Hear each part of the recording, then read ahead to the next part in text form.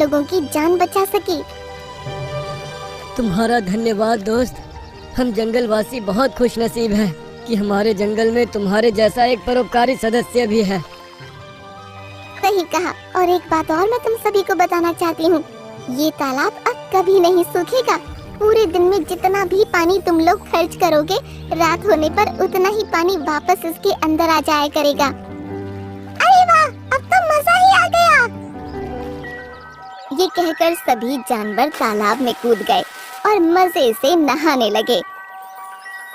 छोटू हिरन और परी उनको देखकर जोर जोर से हंसने लगे। अरे यार, खाना खा ले, कब तक भूखा रहेगा? काश ये मेरी भाषा समझ सकता। दुष्ट इंसान, पहले मुझे पकड़ लाया और अब ये तरह तरह की तकलीफें दे रहा है। ड्रीमलैंड जंगल में एक अपाहिज सारस रहता था। जहाँ एक पंख से अपाहिज होना उसकी कमजोरी थी, वहीं उसकी एक ताकत भी थी। उसकी चोंच किसी तलवार जैसी पैनी थी। इसलिए जब भी सारस सैर को जाते थे, वो उनके बच्चों की रखवाली किया करता था। एक बार तालाब के पास एक लकड़बग्घा नजर आया। सारस चाचा, इस लकड़बग्घा से लड़ना बहुत खतरनाक होगा, आप भाग जाइए यहाँ से। अगर मैं भाग जाऊंगा तो तुम लोगों को कौन बचाएगा? मैं नहीं जाने वाला। इतने में लकड़बग्घा उनके करीब आ चुका था। बस बस बस बस करो, आपस में झगड़ो नहीं। मैं पहले छोटे छोटे बच्चों को खाऊंगा और कल के लिए इस अपाहिज सारस को रख लूंगा। ऐसा कहकर लकड़बग्घा उनकी तरफ बढ़ने लगा। बच्चों के करीब पहुंचने से पहले ही सारस आगे बढ़ा। लकड़बग्घा, यहाँ से चले जाओ, वरना अच्छा नहीं होगा। ओहो, तो ये लूला लंगड़ा सारस मुझे रोकने का दुस्साहस कर रहा है। अभी देख मैं क्या कर सकता हूँ। लकड़बग्घा उस पर झपटा, लेकिन सारस तेजी से हट गया और लकड़बग्घा एक पत्थर से जा टकराया। वो खुद को संभालता इससे पहले ही सारस ने उसकी कमर पर अपनी चोंच से हमला किया। ओए माँ! सारस की पैनी चोंच के हमले से लकड़बग्घा की कमर खूनम खून हो गई।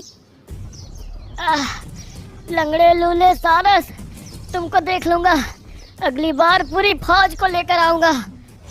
ऐसा कहते हुए वो नजरों से ओझल हो गया और सभी बच्चे ये देखकर बहुत खुश हो गए। कुछ देर के बाद जब सारसों का झुंड वापस आया तो बच्चों ने उनको सारस की बहादुरी का किस्सा सुनाया, जिसे सुनकर वो सभी खुश हुए। उसके बाद उन्होंने सारस को खाना खिलाया जैसा वो रोजाना करते थे। एक दिन जंगल में एक शिकारी आया। तालाब के पास पहुंचने पर उसकी नजर अपाहिज सारस पर पड़ी, जो अभी बच्चों की रखवाली कर रहा था।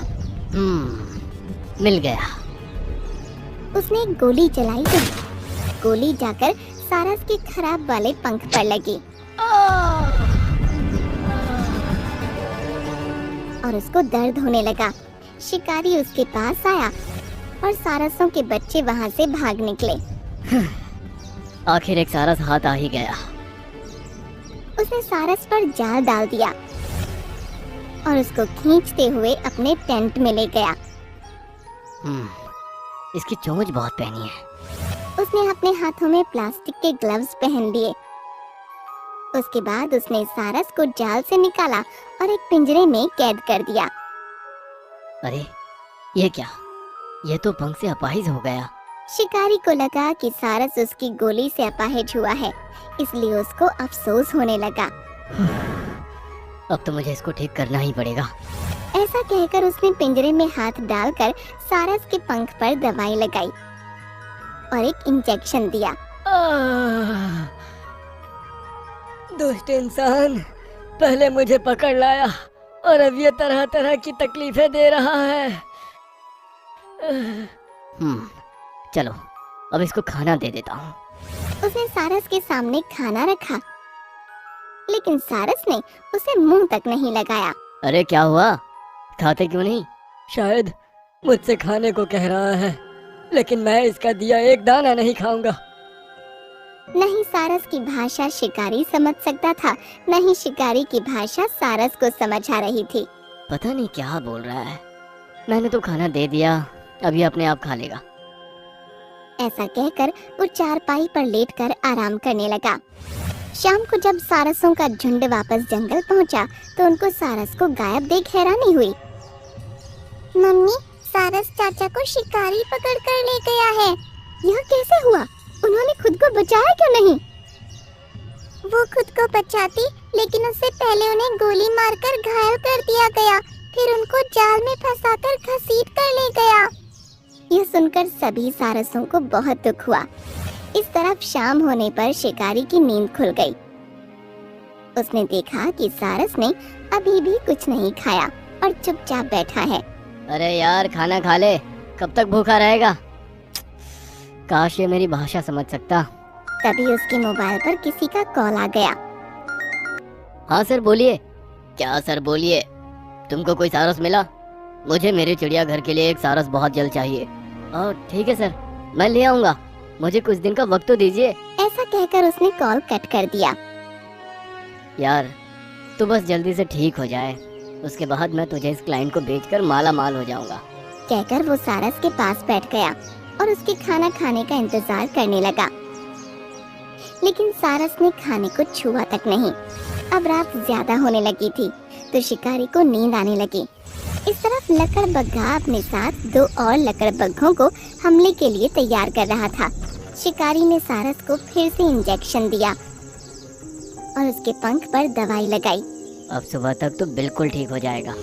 ऐसा कहकर उसने खाने की थाली उसके पास सरका दी और फिर आराम से सो गया। सुबह उठकर जब उसने खाने की थाली भरी देखी, तो गुस्से में चिल्ला उठा। तू कुछ खाता क्यों नहीं? आखिर कब तक भूखा रहेगा? मर जाएगा तू। सारस उन बच्चों को याद करके रोने लगा। ये देखकर शिकारी हैरान रह गया। मैं तेरी भाषा समझ तो नहीं सकता, लेकिन तेरी भावनाओं को समझ चुका हूँ। तू जरूर अपने साथियों को याद करके रो रहा है, इसलिए तू खाना नहीं खाता ना, क्योंकि उनके बगैर तू जिंदा नहीं रहना चाहता। अब शिकारी की आंखों में भी आंसू आ गए और उसने पिंजरे का दरवाजा खोल दिया। ये देखकर सारस खुश हुआ और पिंजरे से आजाद होकर टेंट से बाहर निकला। अब उसने गौर किया कि उसका पंख ठीक हो चुका है, तो वो खुशी से उछल पड़ा। यप्पी! इसका मतलब वो शिकारी जिसको मैं दुष्ट समझ रहा था, वो सुई के जरिए मेरा इलाज कर रहा था। वो पंख फड़फड़ाकर फिजा में उड़ गया।